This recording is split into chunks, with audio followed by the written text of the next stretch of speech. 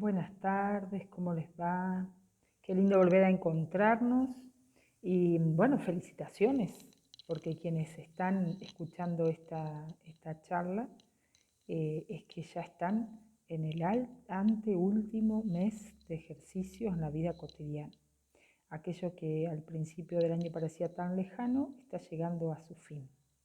Y qué bueno es saber que han podido perseverar, que Dios les ha dado la gracia de perseverar hasta esta etapa de los ejercicios. Y bueno, vamos a encomendarnos entonces al Señor en esta tarde, en el nombre del Padre, del Hijo y del Espíritu Santo. Amén. Hoy es un día muy especial. En la iglesia se celebra la exaltación de la cruz. Y fíjense que justo hoy también tenemos que contemplar, o vamos a empezar a contemplar, la pasión de Jesús. Esta cruz, que acá nos acompaña como fondo, es el signo más grande de amor de Dios en nuestras vidas. Y por eso hoy celebramos esta exaltación de la cruz, ¿no? La cruz no como muerte, sino como vida. Entonces, bueno, lo primero vamos a repasar un poquito el aporte teórico que hace San Ignacio y que lo tienen ustedes en los apuntes. Dice que la contemplación de la pasión. Nosotros hemos venido haciendo como un caminito, primero reconocer nuestra propia pobreza, nuestro pecado, la conciencia del pecado estructural en el que nosotros somos parte, y después hemos tenido un largo trayecto, unos cuantos meses, contemplando la vida de Jesús. Cambiamos el modo de rezar de la oración más reflexiva a una oración más contemplativa. También pusimos todos los sentidos de nuestra vida para poder rezar, no solamente rezar con la cabeza, sino rezar con el corazón, con los sentidos. ¿Se acuerdan que hicimos todo el proceso de poder sentir, poder gustar, poder tocar, que nos permitía de alguna manera entrar en el misterio de Dios más profundamente? Porque el texto o lo que se pedía o se demandaba era más conocimiento interno de Jesús, para que más conociendo, más lo ame, y para más amarlo, más servirlo. Esto es un poco la tarea de los ejercicios, ¿no? El encuentro cada vez más profundo con Jesús, para que a partir de este encuentro profundo con Jesús podamos experimentar en nuestra vida su presencia, y de esta presencia que Él está en nuestra vida, nosotros podemos llevar a los demás esta experiencia de Dios. Entonces, bueno, hemos contemplado, hemos acompañado a Jesús en la vida pública, que le decimos nosotros, ¿no? Cuando Él se hace la vida oculta y la vida pública. Y ahora entramos en este mes en el meollo central de la vida de Jesús, que es la preparación previa, todo lo que hizo fue preparándolo para este momento, que es la contemplación de la pasión. Y acá, bueno, hay algunos elementos que tenemos que tener en cuenta, y dice que, bueno, lo primero que nos pregunta el texto es, ¿hemos acompañado a Jesús en su vida pública? ¿Lo hemos acompañado todo este tiempo? La primera pregunta que nos tenemos que hacer es, ¿estamos dispuestos y queremos acompañarlo también en la pasión? ¿No? A veces estamos acostumbrados a acompañar en la pasión, pero a veces libremente aceptar entrar en este camino de pasión no siempre se nos hace fácil. Entonces, bueno, acá dice, querría seguir en su compañía hasta el final, hasta la muerte. ¿Tendrás ahora la cobardía de darle la espalda y no seguir ya con él? ¿O te dirá lo que Tomás le dijo a los discípulos vacilantes? Vayamos y muramos con él. Entonces, hasta ahora hemos ido caminando con Jesús, ahora hay que tomar la decisión y pedirle a Jesús la gracia de poder tomar esta decisión de decir, yo también camino y voy acompañando la pasión de Jesús. Por supuesto que esta pasión tiene que ser acompañada desde Él, si no, imposible asumirla, ¿no? Entonces, bueno, lo que acá se nos propone, dice, esta oración está orientada a los sufrimientos del Señor y a lo mucho que desea sufrir por nosotros. No se muestra renuente ni pasivo, conoce el bautismo con el que tiene que ser bautizado y las ansias que padece hasta que se realice. Jesús no es que quiere sufrir, pero sabe que el camino y la voluntad de Dios es que pase por la cruz para darnos la salvación y la plenitud. Entonces, Él desea, hay un texto que dice, Dios, Jesús no lo llevan a la muerte, sino que Él libremente, decididamente, va a la cruz. Entonces, bueno, poder hacer esta experiencia, caminar con Jesús este camino de pasión y decir yo también quiero caminar por este camino acompañando a quien me ama y a quien sé que ha dado la vida por mí. Y saber que con Él vamos este camino de cruz. No vamos solos, vamos con Él y vamos con un sentido de redención y de liberación y de resurrección que Él ya le ha dado. Fíjense que después el texto dice que la pasión es la obra más grandiosa de Jesús en la que cumple el designio de la encarnación y su misión en este mundo. Él se encarnó para dar vida y se hizo uno de nosotros para que nosotros pudiéramos tener vida en abundancia. Entonces, este es el sentido de su encarnación y su encarnación tiene valor en la medida que llega a esta plenitud. La plenitud de la encarnación es la muerte y resurrección. Bueno, ahí tenemos todos los relatos de la pasión en los evangelios, en los 4 evangelios, que los conocemos bastante, que después podemos, los textos van a ir presentando algunos, después nosotros podemos tomar otro, según lo que nos ayude más. Y frente a esto, vamos a penetrar en los misterios de la vida de Cristo, lo mismo que entraríamos en la habitación de una persona que va a morir, que sabe y está preparada. Desde esta situación privilegiada, observemos todo lo que Jesús dice y hace, ¿no? Algunos de ustedes ya han tenido la experiencia en la vida de tener que acompañar a personas que se están yendo. Permítanme acá, hace muy poquito, el jueves a la noche, acompañé en los últimos minutos a la hermana Magdalena, muy querida por nosotros, y esta conciencia de decir, yo ya estoy preparada, ya estoy dispuesta a encontrarme con Dios. Y hace poco también con una docente de la escuela que ella me decía, tengo miedo a este paso, pero lo deseo porque me quiero encontrar con Jesús. Bueno, todos nosotros de alguna manera hemos acompañado o nos ha tocado acompañar a personas que están listas para partir al encuentro definitivo con Jesús, que todos tenemos ese destino, pero que cuando se nos aproxima o cuando tenemos gente muy querida que no queremos que todavía se vaya, es más doloroso y cuesta más, ¿no? Lo que a veces decimos, poder dejar partir a algunas personas, porque, bueno, el camino nuestro también es camino de muerte y de resurrección. Entonces, bueno, acá podemos poner algunas experiencias personales. Cuando vayamos a la oración podemos dejar que el Espíritu nos vaya mostrando estas experiencias tan cercanas de la muerte que en vez de entristecernos nos tienen que ayudar a tomar conciencia que todos estamos llamados a esto, pero además tomar conciencia de la necesidad y el valor de la vida, ¿no? Cuando nosotros miramos a la muerte, el sentido de la muerte cristiana es la preparación y cómo vivimos esta vida presente que de alguna manera, de la forma que vivamos, nos vamos preparando para este encuentro definitivo con el Padre. Entonces, dice ahí, desde esta situación privilegiada, decía recién, observemos todo lo que Jesús dice y hace. Dice en una expresión uno de los jesuitas, así como cuando cuidamos a los enfermos o les ayudamos a morir, nuestra presencia suele ser más importante que nuestras pobres palabras o acciones, de la misma manera al estar con Cristo en su pasión, habrá de ser nuestra respuesta mucho más que nuestras palabras o nuestros gestos. La hondura de nuestro amor y compasión que hace que sencillamente estemos allí. Entonces es una invitación a una contemplación muy profunda. Entonces a veces frente al dolor y al sufrimiento lo primero que ponemos son palabras. Y la invitación es no tantas palabras, sino permanecer ahí, acompañando a quien, al amado, que padece por nosotros. Entonces, bueno, pedir la gracia de unirte totalmente a Cristo en su sufrimiento, diciendo con Ignacio, demandar lo que quiero, lo cual es propio de demandar en la pasión, dolor con Cristo doloroso, quebranto con Cristo quebrantado, lágrimas, pena interna de tanta pena que Cristo pasó por mí. Recuerden que en los ejercicios normalmente siempre hacemos referencia a todo lo que Dios hizo por el mundo, pero también Jesús hace por mí.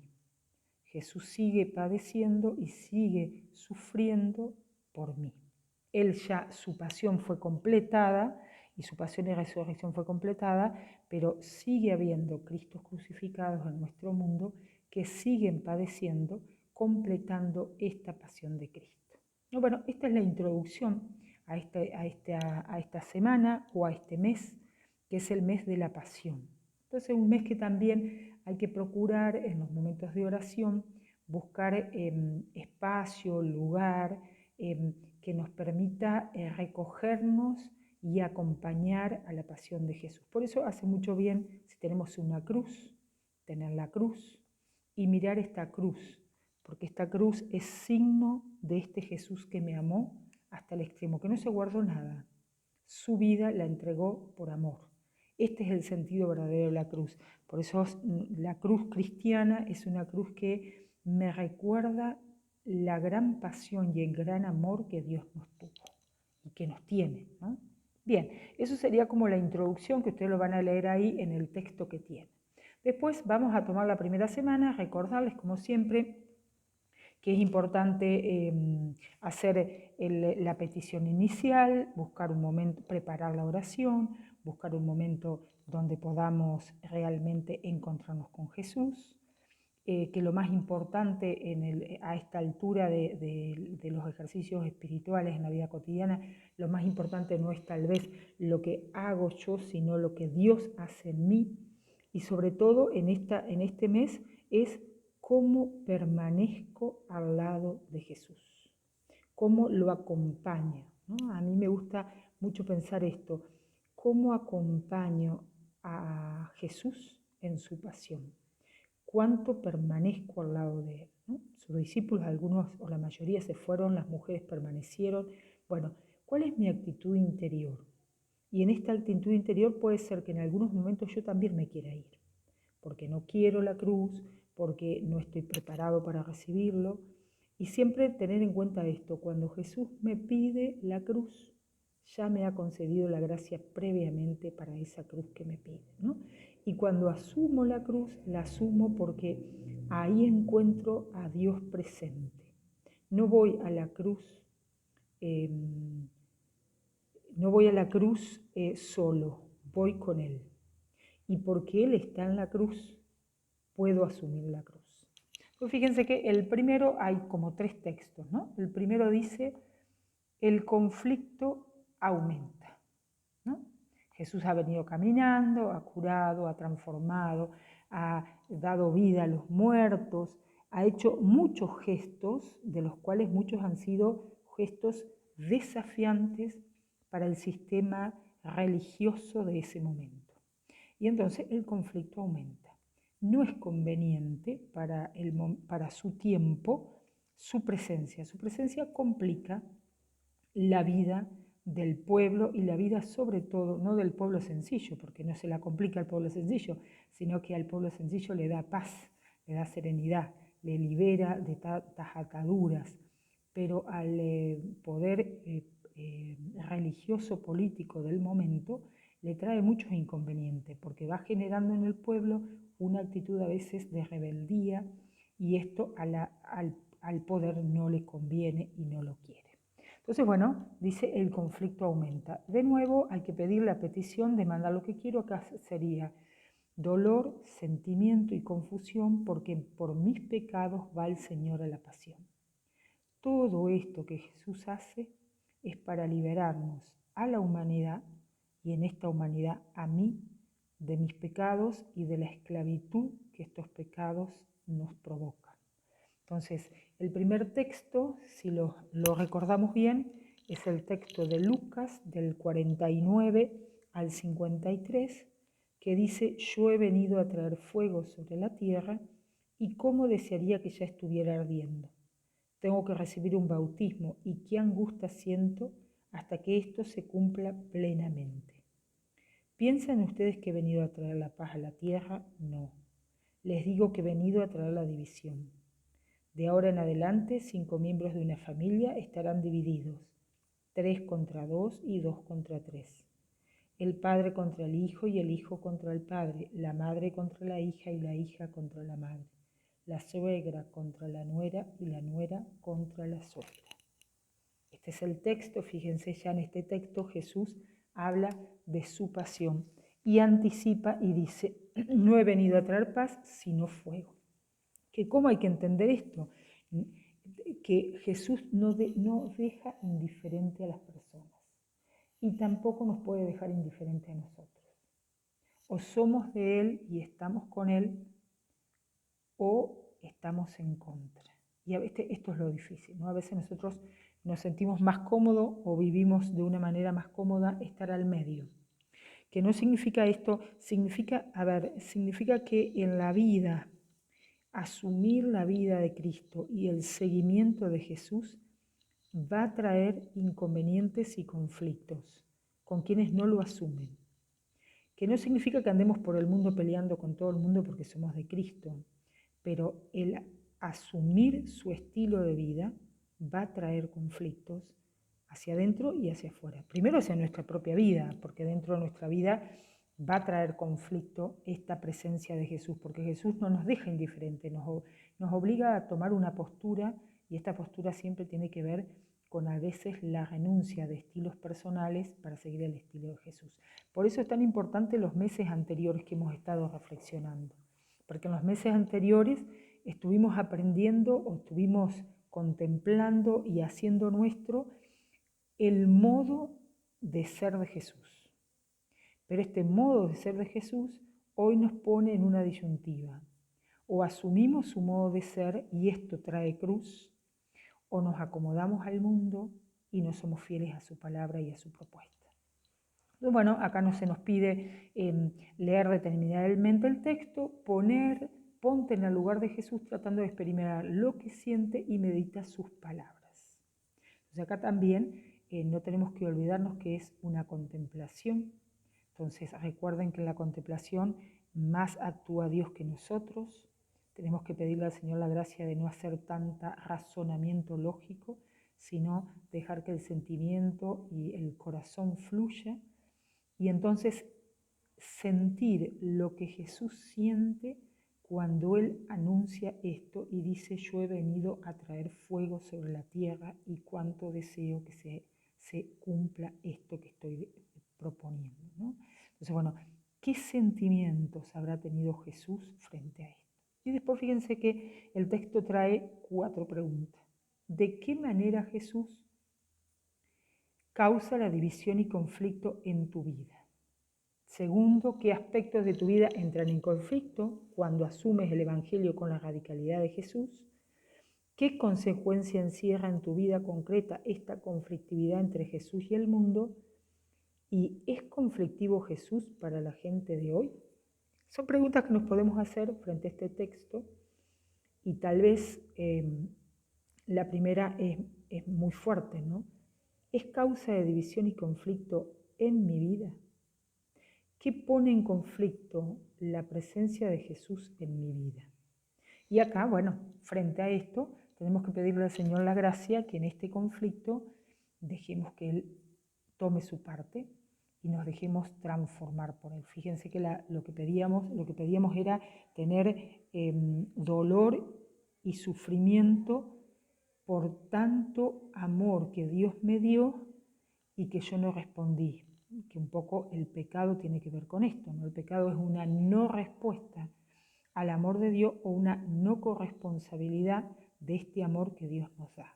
Entonces, pedirle al Señor, porque en mi vida Él es conflictivo, porque muchas veces me intuye, me propone modos de ser, de estar, de actuar, que van contra mi propio criterio o contra mis propios modos de ver y de actuar en la vida, ¿no?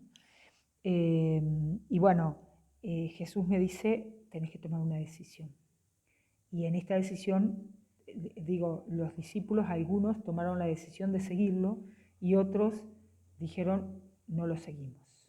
Entonces nosotros también tenemos que pedirle al Señor esta gracia. Recuerden, son las dos banderas. La gracia es de ponerme bajo la bandera de Jesús.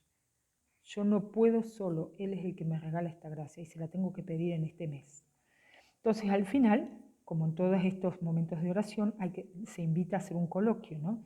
Entonces un coloquio, en este caso, así como antes era con Jesús niño o con Jesús adulto, acá es con Cristo nuestro Señor en cruz, considerando lo que Cristo nuestro Señor padece en la humanidad o quiere padecer según el paso que se contempla. Y aquí comenzar con mucha fuerza y esforzarse a doler, tristar y llorar, y así trabajando por los otros puntos que se siguen.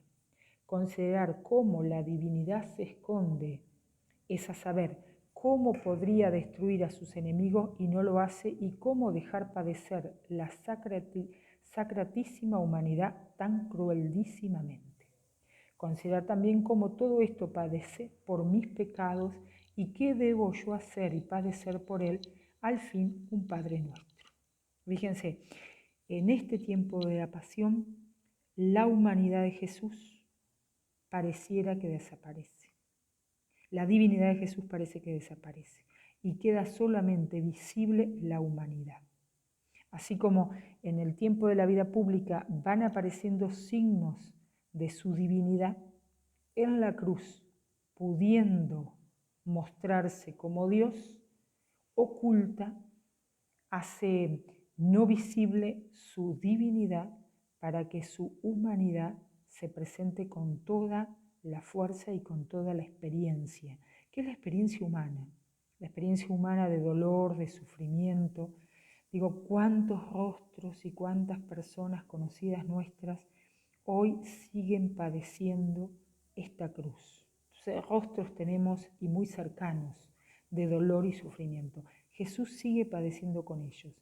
Esta es la humanidad de Jesús que sigue completando la pasión de su vida. Entonces, bueno, pedirle esto al Señor, dolernos, sufrir con este dolor que es esta pasión, ¿no? Que tal vez una pasión de muchos hermanos nuestros, a veces cercanos, a veces no tan cercanos, es que están completando esta pasión de Jesús. Algunos inocentemente, pero que Dios los ha asociado a su cruz. Ese sería el primero. El segundo es, este es mi cuerpo entregado por ustedes. Juan 6, vamos a tomar el texto de Juan 6, del 41 al 67, que es el discurso del pan de vida. Entonces dice Jesús acá, nadie puede venir a mí si no lo atrae el Padre que me envió, y yo lo resucitaré en el último día. Después sigue el texto y dice, les aseguro que si no comen la carne del Hijo del Hombre y no beben su sangre, no tendrán vida en ustedes. El que come mi carne y bebe mi sangre tiene vida eterna, y yo lo resucitaré en el último día, porque mi carne es la verdadera comida y mi sangre la verdadera bebida. ¿Sí? Que es este texto. Después acá hay un preámbulo y unos puntos que lo van a leer ustedes cuando hagan la meditación, donde cuenta esto. Necesito bastante tiempo para sobreponerme, pero cuando lo consiguió, fue como si descubriera una nueva vocación, hacer la voluntad del Padre como Cristo, con la diferencia de que la cruz a la que se hallaba clavada era su carne, ¿no? Un texto muy bonito. Entonces, bueno, acá se nos invita a detenernos en las palabras que expresan el sentido más profundo de Jesús cuando dice, yo soy el pan de vida. Muchos de los discípulos pensaron que esta enseñanza era demasiado dura y abandonaron a Jesús. Fíjense que para nosotros la Eucaristía es un sentido muy profundo de esta comunión, de este Dios que se hace pan para quedarse con nosotros. Pero en su tiempo, cuando Él planteó a sus discípulos que iban a tener que comer su carne y beber su sangre, imagínense en ese tiempo, Jesús estaba entre ellos, no lo podían entender, muchos les pareció demasiado duro y se fueron, ¿no? Bueno, también esto nos puede hacer entender a muchas personas que a veces se han alejado de la iglesia porque las situaciones de vida que les ha tocado han sido muy duras. Entonces no han podido aceptar o no han podido entender este pedido de Dios. Entonces se alejan de la iglesia. Entonces fíjense que la pregunta acá es, bueno, detenerse en las palabras más profundas de Jesús y después dice, ¿qué vas a hacer tú? ¿Y lo vas a abandonar o vas a continuar con él? Todos diríamos, bueno, sí, yo lo voy a seguir, pero ¿cuál es la consecuencia de seguirlo? ¿Y cómo vamos a aceptar esa cruz que implica el seguimiento de Jesús? Después dice, ¿cómo vives la Eucaristía? ¿De qué manera aplicas la Eucaristía a tu vida? ¿Para quién eres pan? ¿Cómo te ofreces a ti mismo y a quién te das como alimento? Y la última pregunta, ¿cómo integras y relacionas la Eucaristía con todas las otras dimensiones de tu vida? Fíjense qué profundas y qué bonitas estas planteos, ¿no?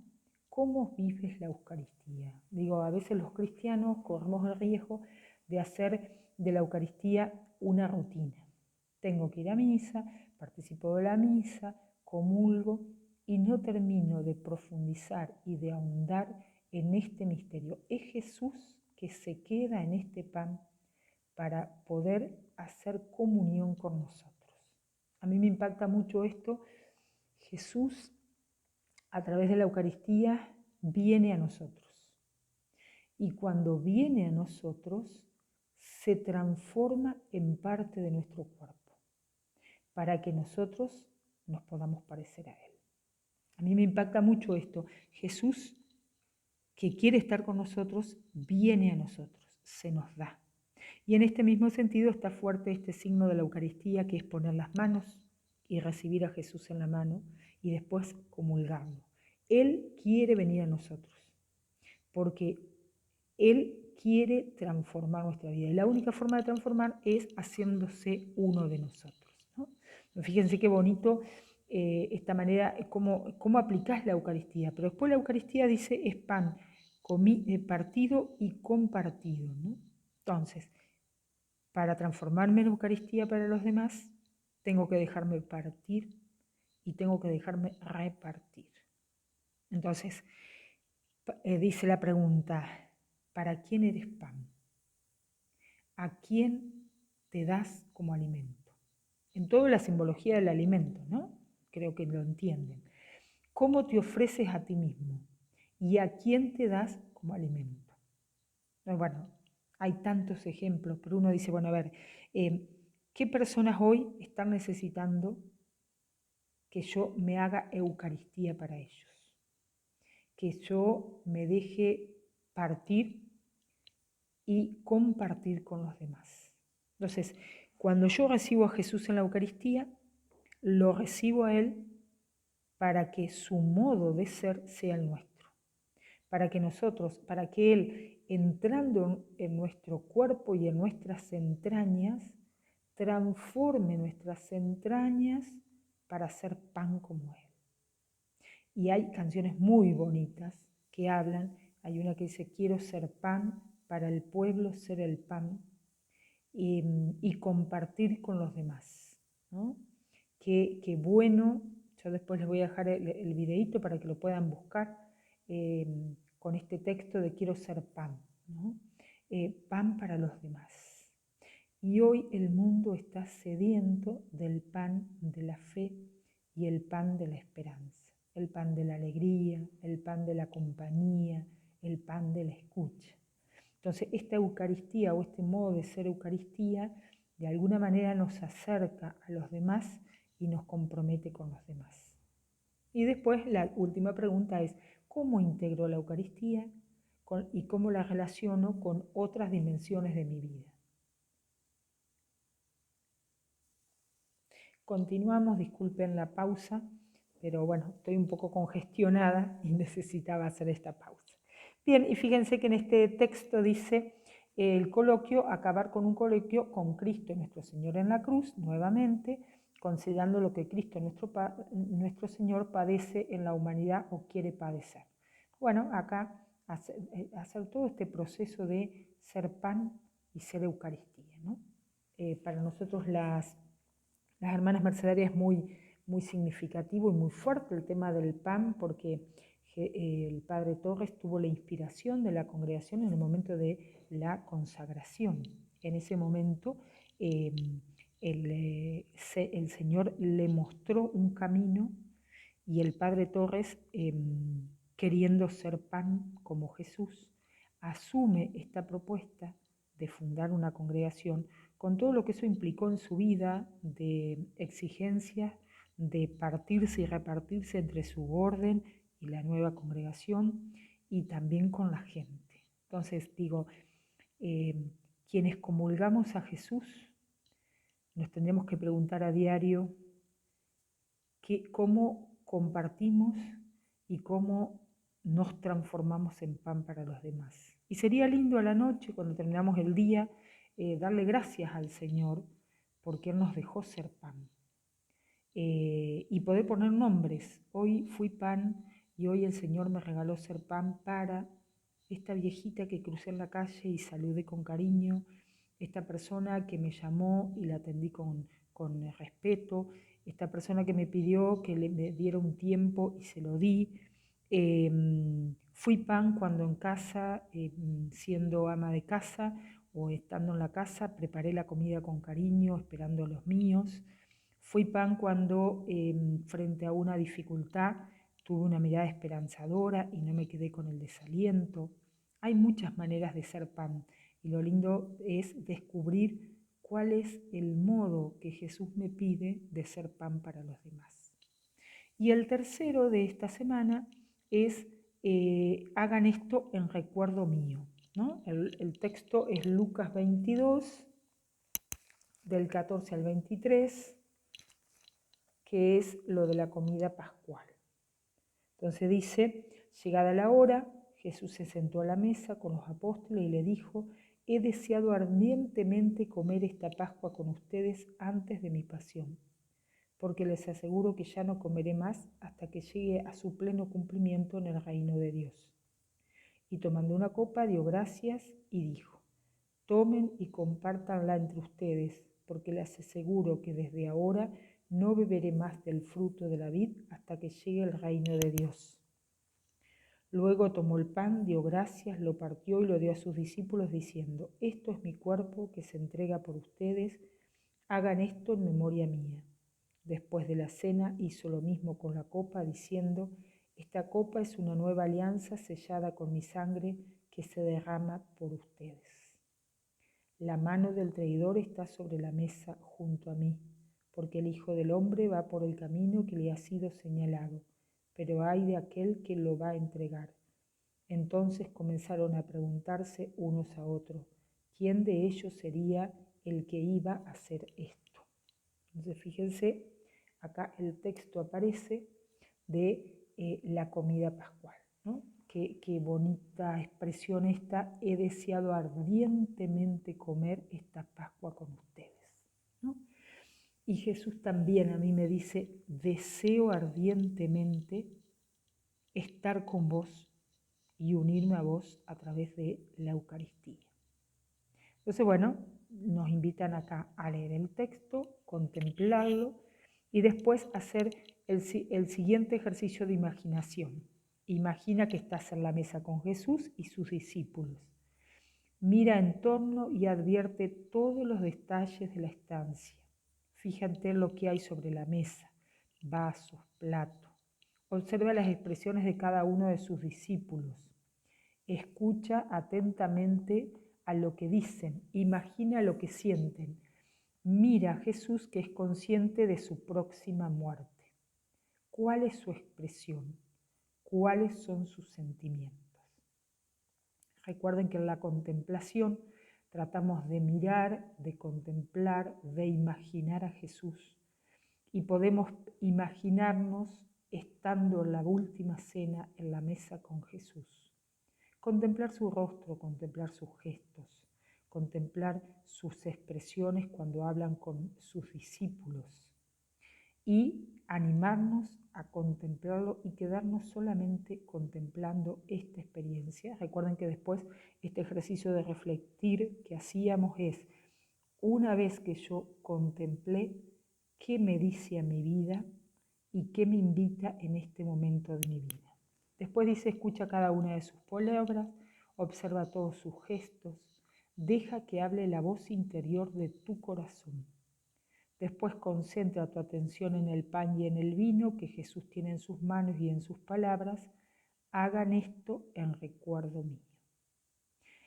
Fíjense qué bonito es pensar que cada vez que voy a la misa, cada vez que voy a la Eucaristía, voy a hacer algo, voy a hacer esto en recuerdo mío de Jesús. Jesús me dice, cada vez que vas a la Eucaristía, estás recordando, y no solamente recordando, estás haciendo presente y actualizando este gesto de máxima entrega y amor que es dar la vida. Y porque me acerco a la comunión y porque comulgo con Él, yo también estoy dispuesto a dar la vida con Jesús y como Jesús. Cada vez que en la Eucaristía nos acercamos a Jesús, cada vez que comulgamos, estamos diciendo a Jesús, quiero ser parte de esta historia y quiero asumir esta historia contigo. Entonces digo, ¿cómo cambiaría nuestras celebraciones litúrgicas si cuando nos presentamos a este encuentro, que es un encuentro de comunidad, lo vivimos no como un cumplimiento, no como una norma, no como una falta, sino voy es un pecado, sino la necesidad de encontrarme con quien sé que entrega la vida por mí. Esta necesidad de encontrarme con quien me ama hasta el extremo. Y porque me voy a encontrar con Él y vivo este encuentro con Él, salgo de la Eucaristía dispuesto a entregar la vida con Jesús por mis hermanos.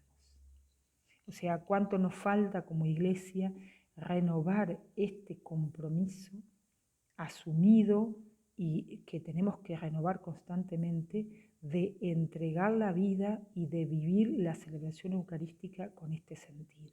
A veces nuestras Eucaristías son Eucaristías muy apagadas, que no significa, en esto de apagado no significa que tengamos que hacer mucho ruido, que hagamos muchos cantos, no pasa por ahí, pasa por cómo vivimos en profundidad. Es un encuentro comunitario con quien nos ama y se entrega y me invita a hacer el mismo gesto. Fíjense que cada vez que celebramos la Eucaristía estamos haciendo el recuerdo de Jesús. Vuelvo a insistir, no es solamente el recuerdo, sino volvemos a actualizar este misterio de pasión y de resurrección.